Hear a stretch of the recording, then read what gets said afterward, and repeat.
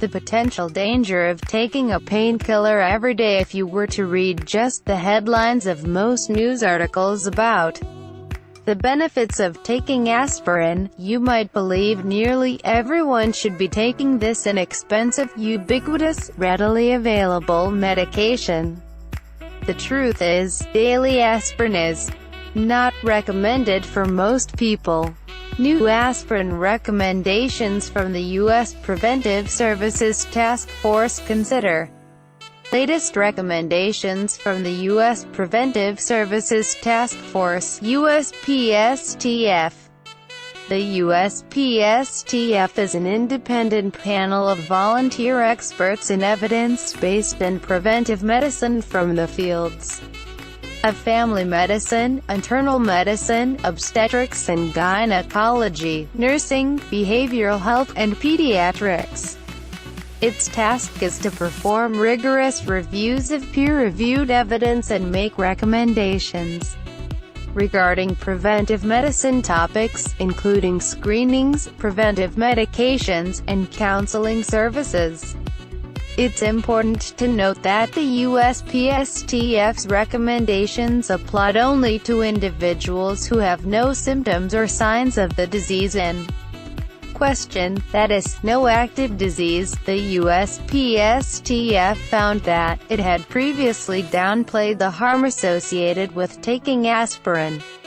Shane Marriage, Shutterstock. In April 2016, the USPSTF reported that certain men and women between the ages of 50 and 69 could thinking about taking low-dose aspirin on a daily basis to help prevent cardiovascular disease, CVD, and colorectal cancer. The criteria that accompany this recommendation clearly limit the number of people who should consider taking aspirin and are as follows. Individuals age 50 to 59 should have a 10% or greater 10-year risk of developing CVD, no risk of an increased chance of bleeding, a life expectancy of at least 10 years, a willingness to take a low-dose aspirin every day for 10 years. For individuals who meet all of these criteria, the task force assigned B grade, which means there is a moderate degree of certainty that daily aspirin can provide a modest benefit.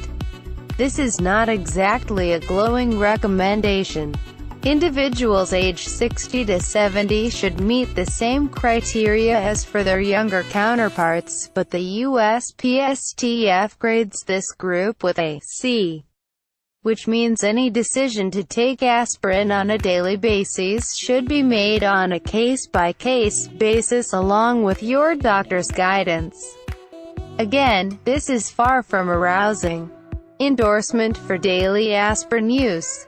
For anyone younger than 50 or aged 70 or older, the task force has decided that current evidence is not sufficient to evaluate the benefits versus the disadvantages of taking aspirin daily for the primary prevention of CVD and colorectal cancer. Related coverage: 7 ways to prevent and even reverse heart disease with nutrition. It's important to note that the above new recommendations differ significantly from those made in 2007 for colorectal cancer and 2009 CVD.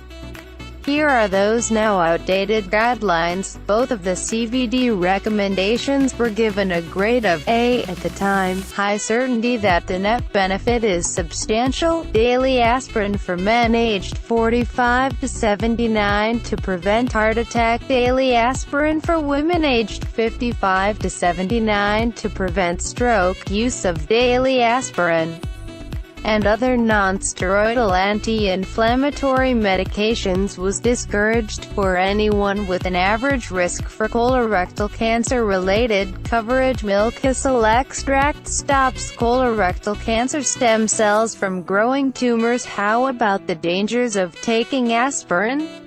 The USPSTF also found that it had previously downplayed the harm associated with taking aspirin. In particular, the risk of severe bleeding and hemorrhagic stroke were greater than reported earlier. as was the likelihood of developing certain types of age-related vision problems. It also reported there was no net benefit from taking aspirin among people who had not yet experienced a heart attack or stroke. Should you be taking an aspirin every day? Be sure to talk to a knowledgeable healthcare provider before making that decision. This article was originally published on www.naturallysavvy.com.